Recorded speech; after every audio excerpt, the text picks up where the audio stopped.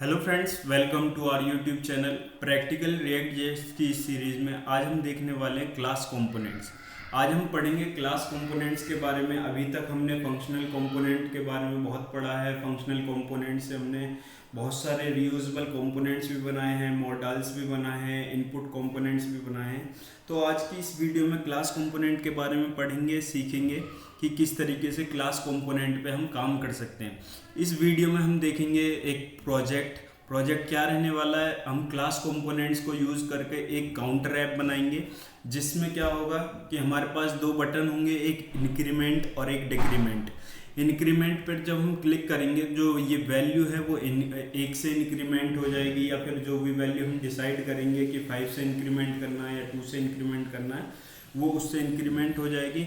ऐसे ही अगर हम माइनस पे क्लिक करेंगे तो ये 5 से डिक्रीमेंट हो जाएगी या फिर 2 से डिक्रीमेंट हो जाएगी। जो भी वैल्यू होगी हम प्रोजेक्ट के दौरान डिस्कस कर लेंगे, ठीक है। तो चलिए प्रोजेक्ट पे चलते हैं। अभी यहाँ पर एक app.js फाइल में सिर्फ एक ऐप जो div है वो रिटर्न हो रखा है, मतलब कि ये अभी एक फंक्शनल कंपोनेंट है। इसको मैं रिमूव कर दूंगा, ठीक है। पहले मैं इसको आउटपुट दिखा देता हूँ आपको। इसका आउटपुट है अभी के लिए ये, ठीक है, जो भी हमें शो हो रहा है। तो अभी मैं इसे हटा देता हूँ और हमारी स्क्रीन एकदम ब्लैंक हो जाएगी, ठीक है। अभी क्या करता हूँ, एक बेसिक सा सबसे पहले आपको सिंटैक्स बता देता हूँ कि किस तरीके से एक क्लास कंपोनेंट बिल्ड होता है। तो सबसे पहले आपको इंपोर्ट करना पड़ेगा रिएक्ट को। कहाँ से करेंगे? रिएक्ट से ही आपको इंपोर्ट करना पड़ेगा। सेकेंड वन, आप क्लास कीवर्ड का यूज़ कर फिर अपने कंपोनेंट का नाम रखेंगे। कंपोनेंट का नाम मैंने रखा ऐप। इसके बाद आपको करना क्या है, एक्सटेंड करना है। कहाँ से? रिएक्ट डॉट कंपोनेंट से आपको इस ऐप क्लास को एक्सटेंड करना है, ठीक है। अब आगे इसके अंदर क्या होता है, हमारे पास एक रेंडर मेथड होता है जो कि रिस्पॉन्सिबल होता है आपकी JSX को रिटर्न करने के लिए। इसके अंदर से आप रिटर्न करते हैं एक JSX। अगर आप एक कंपोनेंट बनाते हैं तो रेंडर मेथड मस्ट है, आपको लिखना ही पड़ेगा, ठीक है। इसके अंदर मैं div लिखता हूँ अभी के लिए, और div के अंदर लिख देता हूँ हेलो फ्रेंड्स।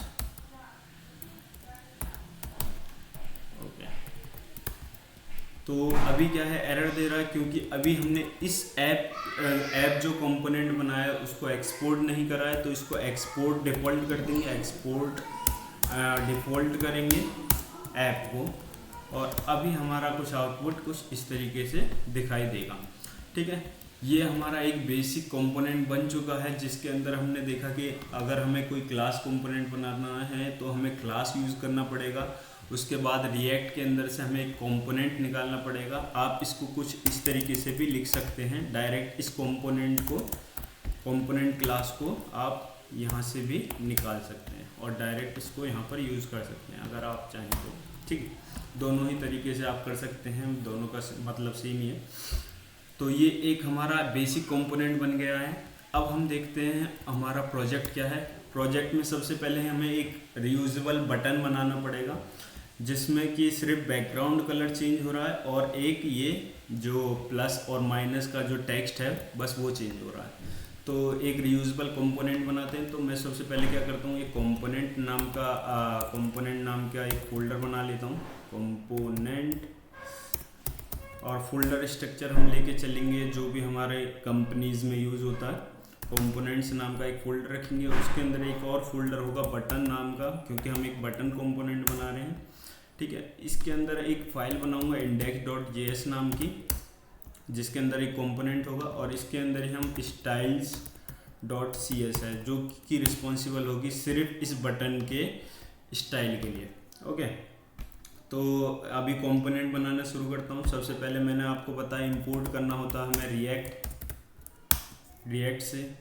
इसके बाद आपको क्या करना है, क्लास कीवर्ड का यूज़ करना है। क्लास कीवर्ड का यूज़ करके अपना जो कंपोनेंट का नाम है वो आपको लिखना है, और फिर एक्सटेंड करना है किसको, रिएक्ट डॉट कंपोनेंट क्लास को।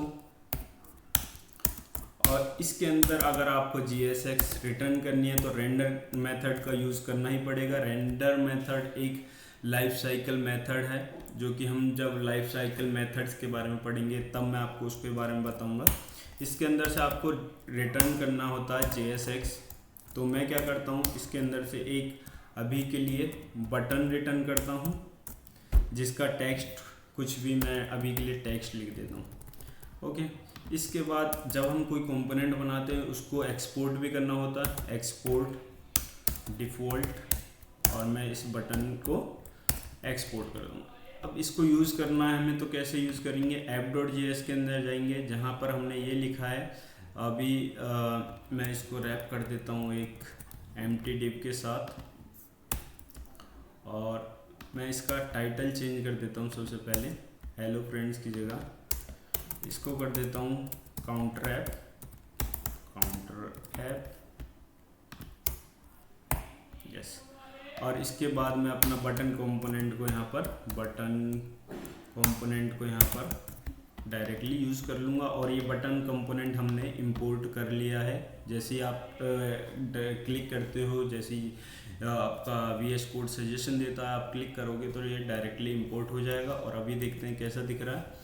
ये देखिए, हमने टेक्स्ट लिखा था तो हमारा बटन ऐसा दिख रहा है। अभी मैं क्या करता हूँ ना, इसको स्टाइल कर देते हैं थोड़ा सा, ताकि थोड़ा ठीक ठाक लगे।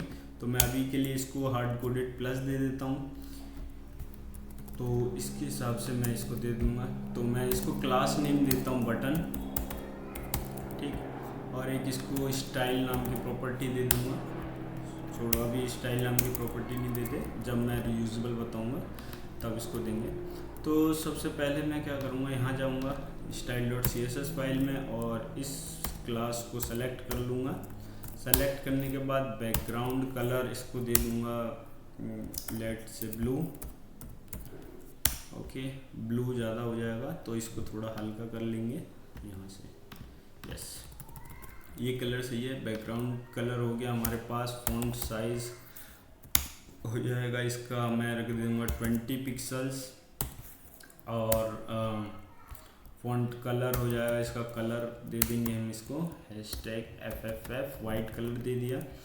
अभी क्या है, कुछ भी होगा नहीं, क्योंकि हमने इस फाइल को CSS फाइल को इंपोर्ट नहीं करा है अपने कंपोनेंट में। तो इसको जल्दी से इंपोर्ट कर लेते हैं, style.css, यस, इंपोर्ट हो गया है। और ये हमारा कंपोनेंट कुछ ऐसा दिख रहा है। अभी मैं क्या करता हूँ, एक और इसका जो बॉर्डर है, बॉर्डर उसको 0 पिक्सल दे देता हूँ। ये दे दिया। आउटलाइन इसकी, आउटलाइन 0 पिक्सल दिया, यस, ओके, ठीक है। एक और पैडिंग भी दे देता हूँ इसको, थोड़ी पैडिंग, चारों तरफ से मैं इसको 20 पिक्सल दे देता हूँ ताकि थोड़ा बड़ा दिखे। 20 ज़्यादा हो गया तो मैं इसे 10 दे देता हूँ, 10 भी ज़्यादा, 5, यस,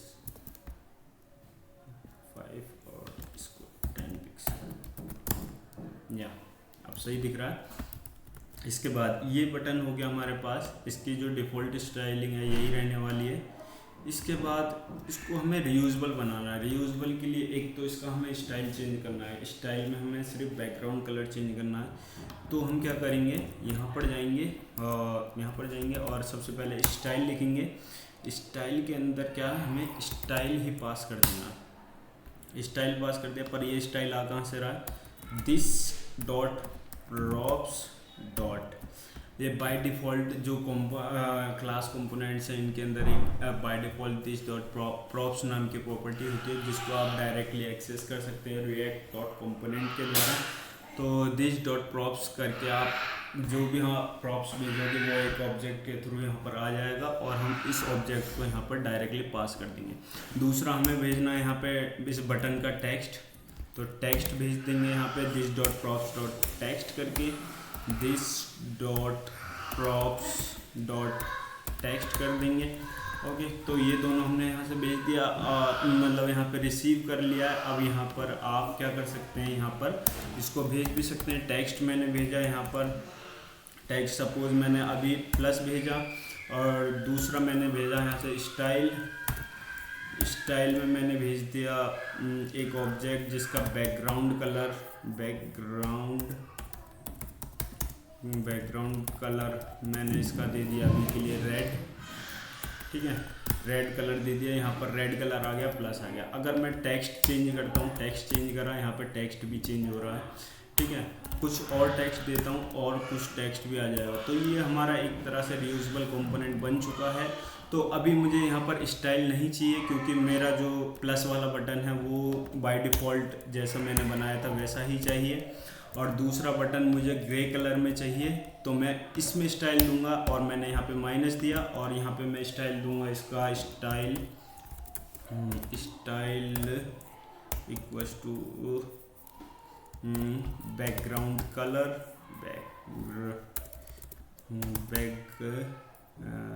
बैकग्राउंड कलर, इसका मैं दे दूंगा #CCC।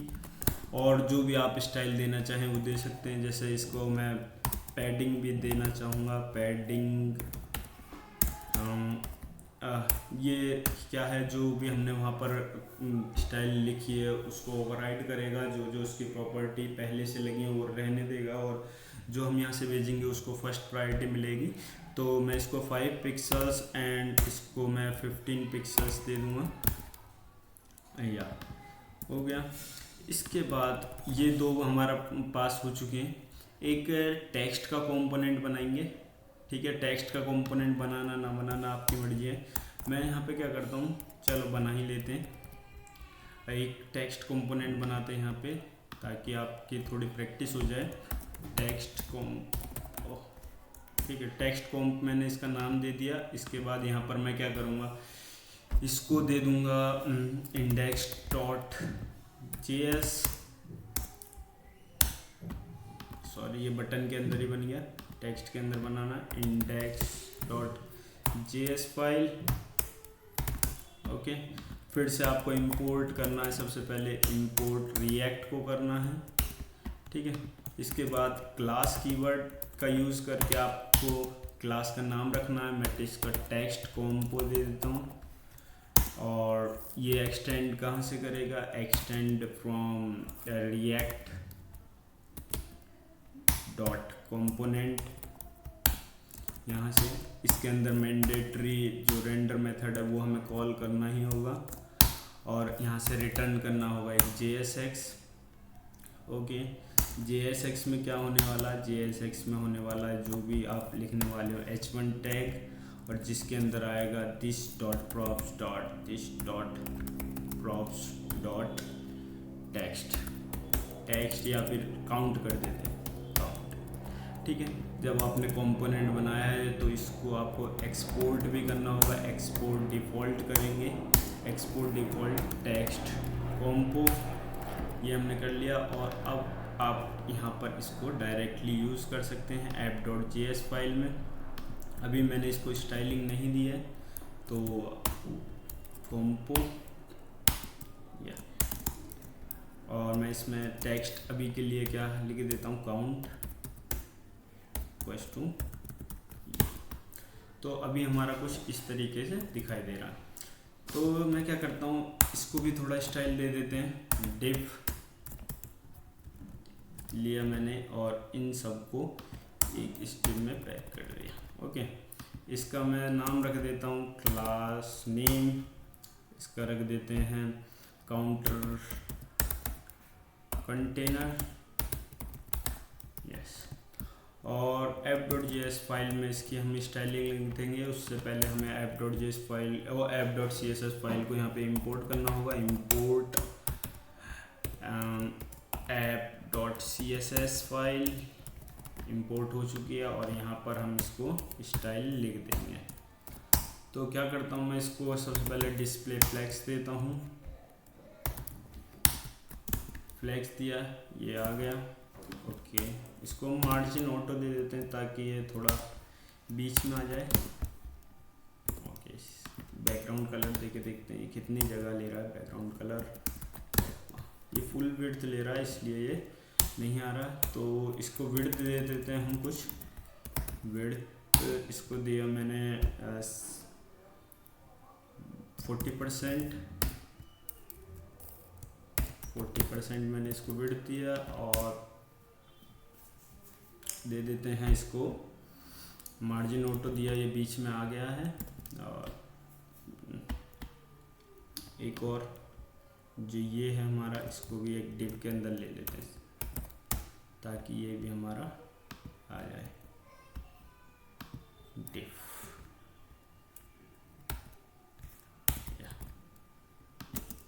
क्लास नेम ऐप दे देता हूँ इसको, और ऐप डॉट ऐप और टेक्स्ट लाइन सेंटर। ओके,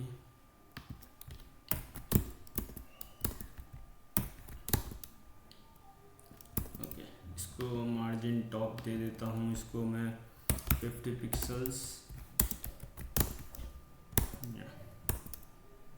ये ऑटो बीच में नहीं आ रहा है। डिस्प्ले इनलाइन,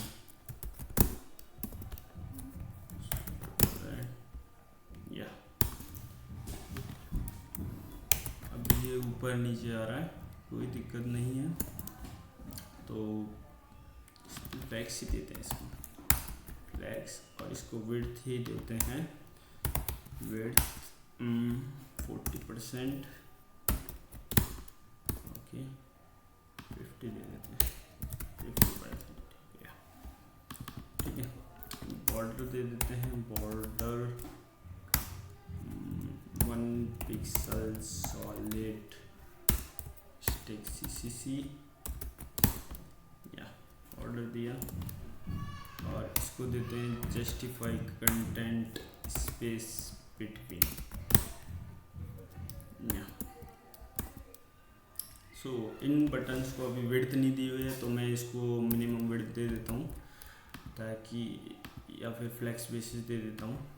तो इसको दे देता हूँ मैं फ्लैक्स बेसिस, फ्लैक्स बेसिस 30%,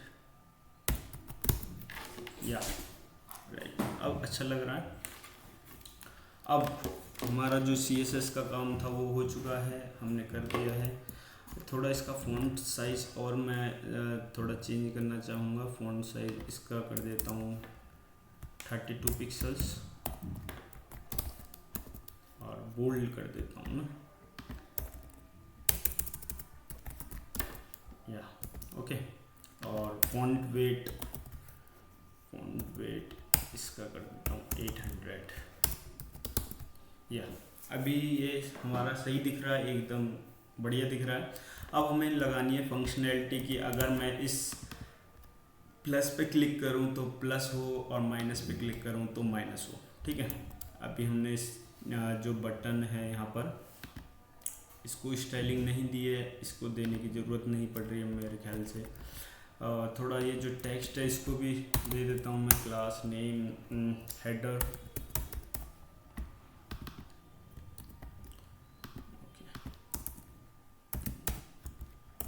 इसको फॉन्ट साइज दे देता हूँ मैं 50 पिक्सल्स, फॉन्ट वेट दे देता हूँ इसको 800 और कलर दे देता हूँ इसका ब्लू, ये वाला इसको कलर दे दिया। तो आया नहीं है, देखते हैं क्यों नहीं आया है। app.css फाइल में क्लास नेम हेडर है एकदम, या आ चुका है। फॉन्ट साइज इसका 32, यस। सो अब फंक्शनैलिटी पे काम करते हैं। सबसे पहले मैं आपको बता दूं, जब भी कोई कंपोनेंट रन होता है तो मैं app.js में बता देता हूँ कि सबसे पहले जो होता है हमारा है ये एक कंस्ट्रक्टर फंक्शन होता है जो कि एक लाइफ साइकिल हुक है, कंस्ट्रक्टर फंक्शन सबसे पहले कॉल होने वाला जो फंक्शन है वो कंस्ट्रक्टर फंक्शन होता है। ठीक है, कंसोल लगा के दिखा देता हूँ। कंसोल डॉट लॉग, यहाँ पर कंस्ट्रक्टर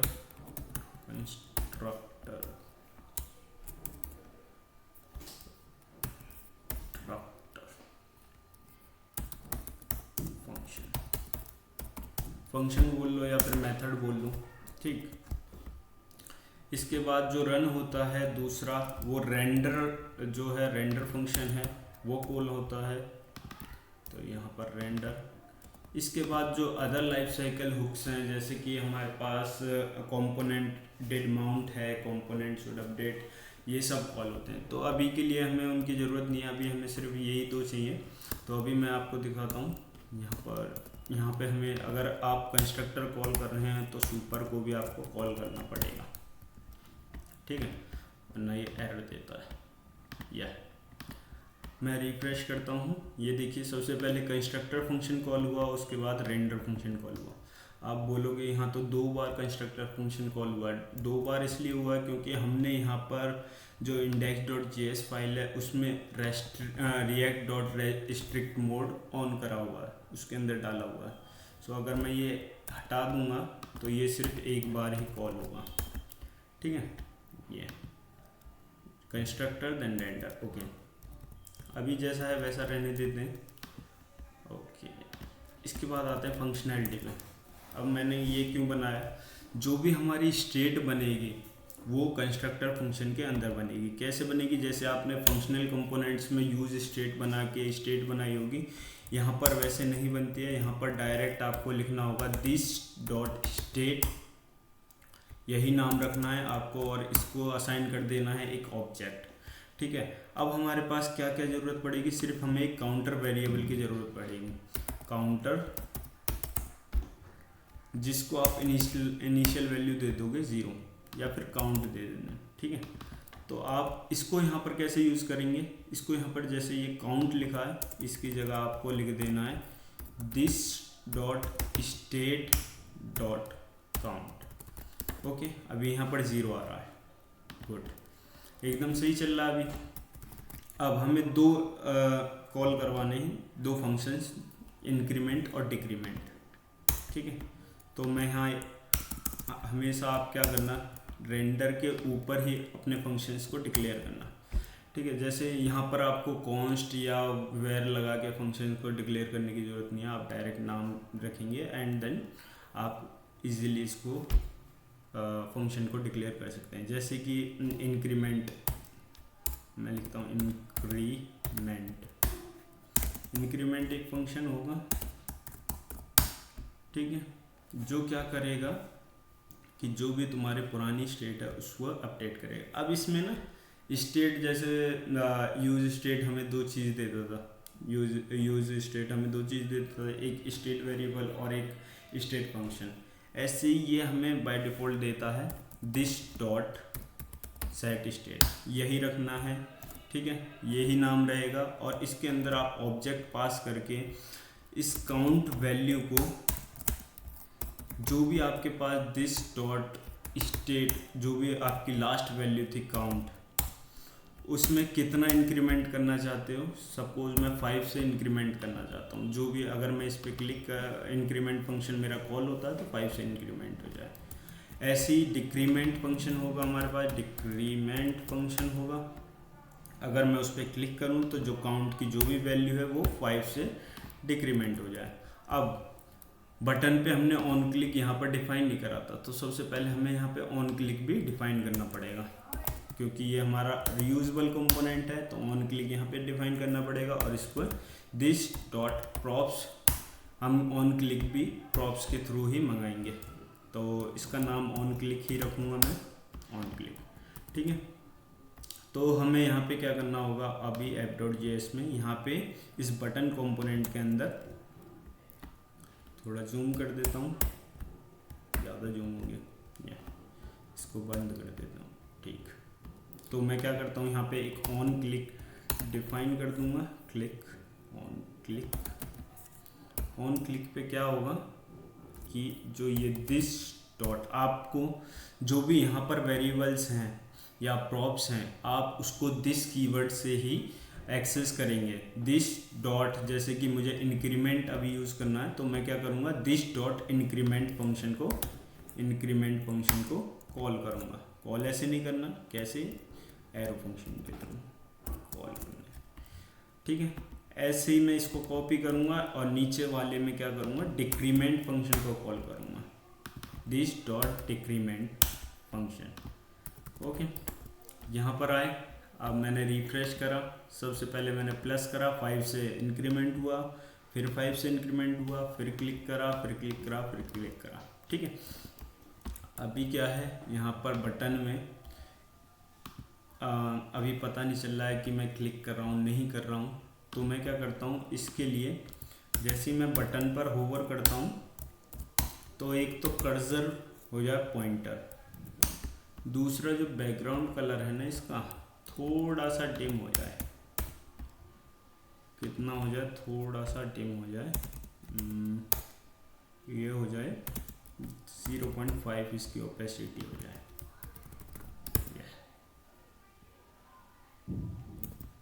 जैसे ही मैं इस पर होवर करता हूँ, सॉरी होवर, या ठीक है। ये वाला नहीं हो रहा है क्योंकि हमने इस पे लगाया नहीं है, हमने यहाँ की जो इसका बैकग्राउंड कलर है ये प्रॉप्स के थ्रू पास करा हुआ है, इसलिए इस पे होवर नहीं लगा है, ठीक है। तो अभी के लिए इतना ही काफ़ी है। तो अभी मैं प्लस करता हूँ, ये देख पा रहे होगा प्लस होने पे प्लस हो रहा है, माइनस करूँगा 1 2 3 4 5 6। अब आप चाहें तो कितना डिक्रीमेंट करना है कितना इंक्रीमेंट करना है आप यहाँ से पास कर सकते हैं, ये फंक्शन में आप पास कर सकते हैं। जैसे मुझे यहाँ से 3 इंक्रीमेंट करना है तो इस फंक्शन में 3 पास कर दीजिए और यहाँ पे नम ले सकते हैं, नम, और ये नम को आप यहाँ रख सकते हैं, नम, ऐसे यहाँ पर नम और ये नम, तो आप यहाँ से इसको पास करिएगा। तो मैं यहाँ से डिक्रीमेंट करवाना चाहता हूँ मैं 1 से और इंक्रीमेंट करवाना चाहता हूँ मैं 3 से। रिफ्रेश करा, 3 से इंक्रीमेंट होगा, हो रहा है 15 18 और ये 1 से डिक्रीमेंट हो रहा है, यस। सो गाइस आज की वीडियो में बस इतना ही, और ये course practical React JS 7 videos पहले से अपलोड कर चुका हूँ मैं, जिसमें कि यूज़ रैप के बारे में बताया है मैंने आपको, और कैसे आप रियूजेबल कंपोनेंट्स बना सकते हैं। एक लेआउट के बारे में भी बताया था मैंने कि लेआउट कैसे डिफाइन करोगे आप, और रियूजेबल इनपुट कंपोनेंट कैसे बनाया था। तो एक बार प्लीज़ इसको भी चेकआउट करिए, और अगर ये वीडियो आपको अच्छी लगी हो तो वीडियो को लाइक करें, शेयर करें और इस चैनल को सब्सक्राइब करें। और ऐसे प्रोजेक्ट्स मैं लाता रहूँगा, इस चैनल को सब्सक्राइब करिए for more updates. Thank you for watching the video. Thank you.